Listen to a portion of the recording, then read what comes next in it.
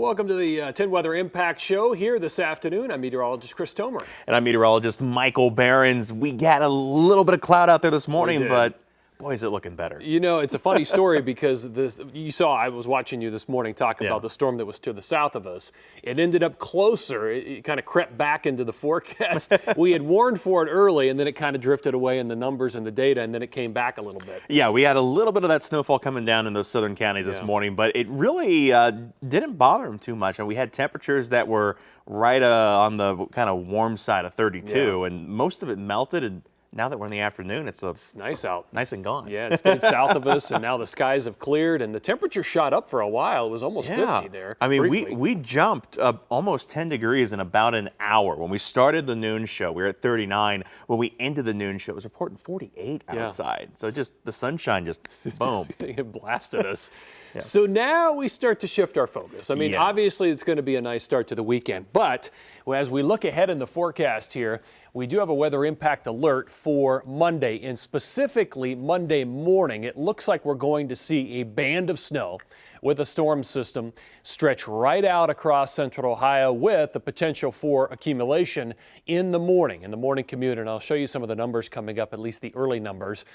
We will certainly watch this through the course of the weekend. Inevitably, there are going to be shifts and changes in the forecast because the track of the storm is really important. Here are the precipitation chances. So we're zeroed out until we get into like Sunday morning, late Saturday, Sunday morning when a clipper comes through.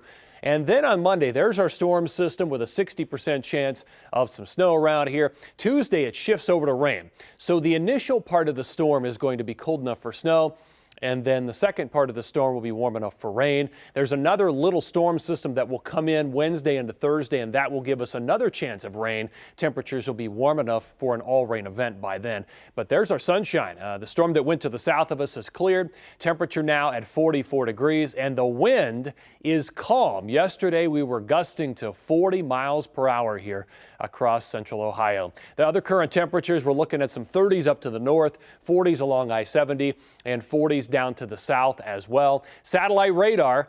There goes the remainder of our little storm that went to the south. Now the skies have cleared across most of Ohio. There's a little wave of clouds right here that will likely pass through at some point. But over the next 12 hours, it is dry through the evening hours. If you're going to be out tonight, looking good, dry, temperatures falling into the 30s. By the time we get into the morning rush hours, looking at dry conditions tomorrow.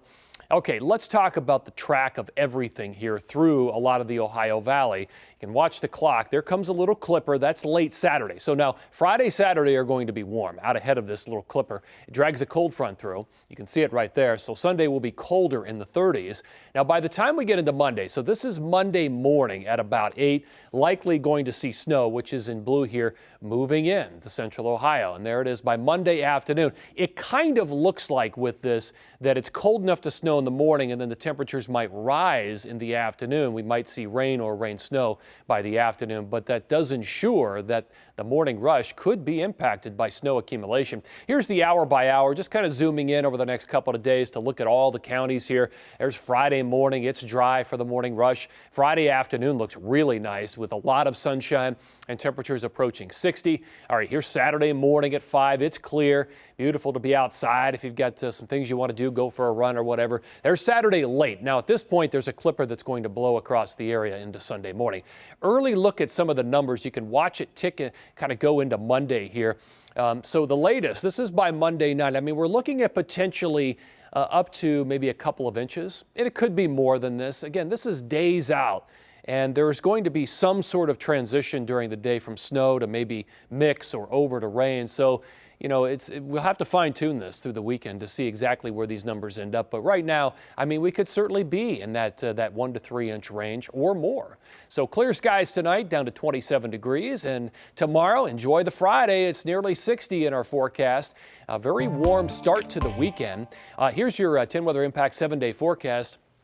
Saturday is almost as warm at just about 60. Cold front comes through that night into Sunday, knocks us down to 37. Monday, it'll be snow in the morning. That's when we're going to have our weather impact alert. So that's what we're really going to be focusing on in the next few days. We'll keep that forecast updated, 35 for the high. It may turn over to rain in the afternoon. Certainly, it does look like some rain showers, 50% shot on Tuesday, because by then we're at 49 to 50 degrees.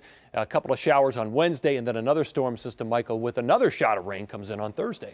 Yeah, there's some good news in there, some bad news in there. Good news, obviously, heading into this weekend. That looks wonderful out there. It's a nice start, front end of the weekend, but then, of course, you have to start thinking about, okay, what's going to happen on Monday morning when I got to go back to work. Yeah, and at least this time when we have some winter weather in the forecast, it doesn't plunge us into that sort of Arctic pattern. We go right back up into rain. That was extraordinary with the last big storm that we had here in Central Ohio. It doesn't look like that's going to happen. Yeah, thankfully not in our forecast. But, turning now from our weather back to the ongoing recovery of the blizzard that hit the Northeast this week.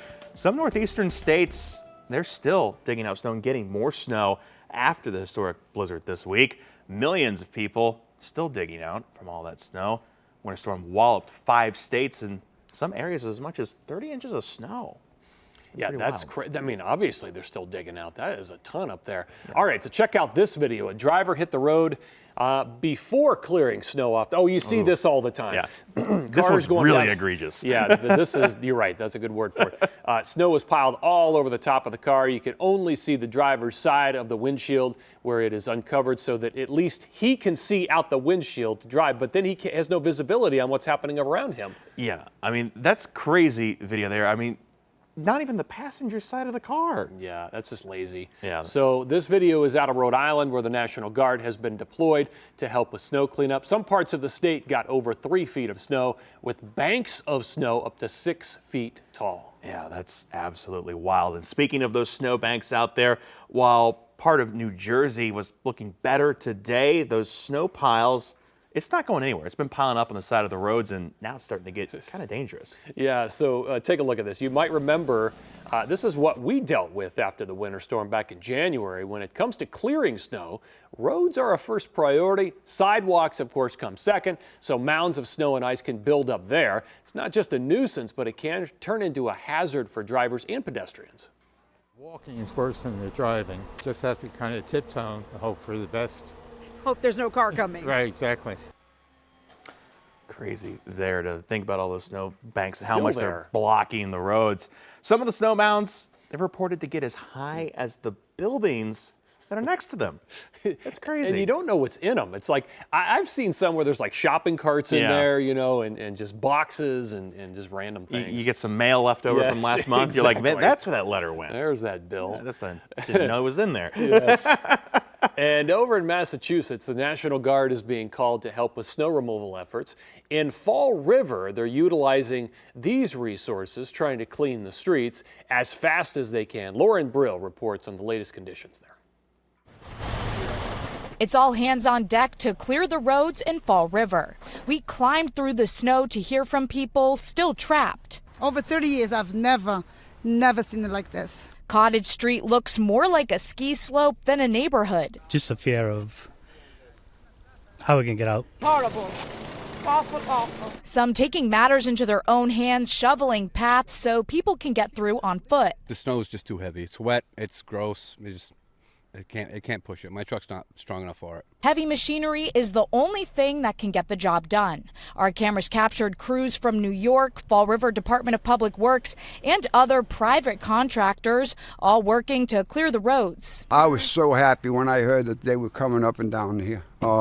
But then when I got here and I saw the mess that was in front. After the equipment passes through, it's still messy, cars getting stuck with nowhere to turn around, and many still digging out their vehicles piled high with snow. I got to get my medications, I got to get some food, extra food, because you only plan for a few days, and then this comes, I didn't think this was going to be this bad. The National Guard is here too. About 50 soldiers on the ground, including Fall River native Brigadier General Lisa Ahasey. She says they're providing assistance and support to ambulances and the fire department. For example, we have many crews out there clearing fire hydrants. So they're shoveling fire hydrants to free up the firefighters. We had firefighters out there clearing the hydrants. We're able to return those firefighters back to their main mission.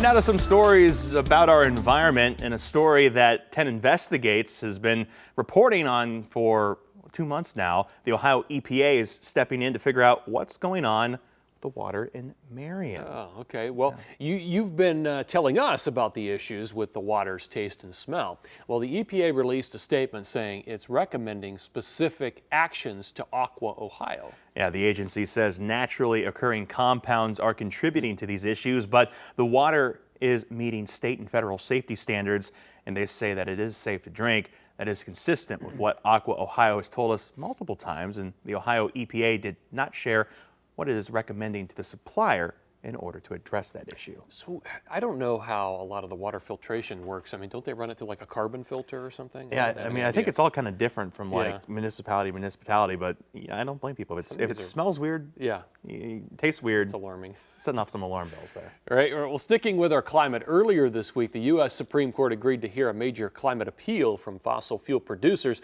They're challenging a lawsuit brought by the city of Boulder, Colorado, of course, which seeks to hold energy companies responsible for climate change. I'm very familiar with Boulder. This is something that they would definitely do. Yeah, the appeal follows a Colorado Supreme Court ruling that allowed Boulder's claims against Suncor Energy and ExxonMobil to move forward. The companies argue that federal law blocks state-level climate lawsuits. The city of Boulder says the companies unknowingly misled the public about the climate risk. The Supreme Court's decision there also could affect similar cases nationwide with billions of dollars in damages at stake. The conservative Supreme Court has repeatedly ruled against environmental efforts in recent years, and the Trump administration urged justices to hear this case, warning of sweeping global liability. Colorado is allowed to pursue its case. Suncor is located in Denver in sort of an industrial area. You would find this really interesting as a meteorologist. In the wintertime, they have a big, I don't know, it's just like a water vapor stack. And so out of this thing, there's always water vapor coming out of the top or smoke or whatever it is. And it creates its own weather there. So you're getting that industrial snow. Yeah, you get like industrial snow. Yeah. It's really quite unique.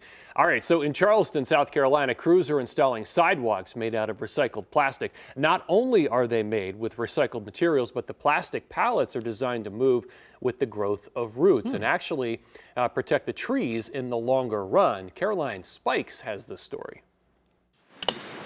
Watching crews work today, it takes just a matter of minutes to install the pallets. They lay everything down, measuring it off and fitting the pieces like a puzzle. The material is designed to grow with the roots, moving like a blanket, so in turn, it will protect these trees in the long run. The county was faced with removing 90 trees in the neighborhood because of the conditions of the tree roots in the sidewalk, so they looked for this kind of alternative. The funding for this comes from the capital improvement plan budget, with one pallet costing about $40 each. In the ponds, they have laid more than 5,550 square feet in about a month or so.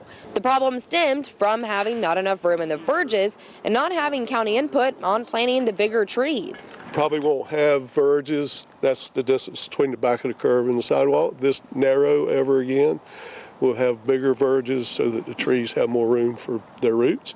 But we have a lot of older subdivisions and older sidewalks that are facing this situation. Final day, let's check out some new video into us here at 10 TV.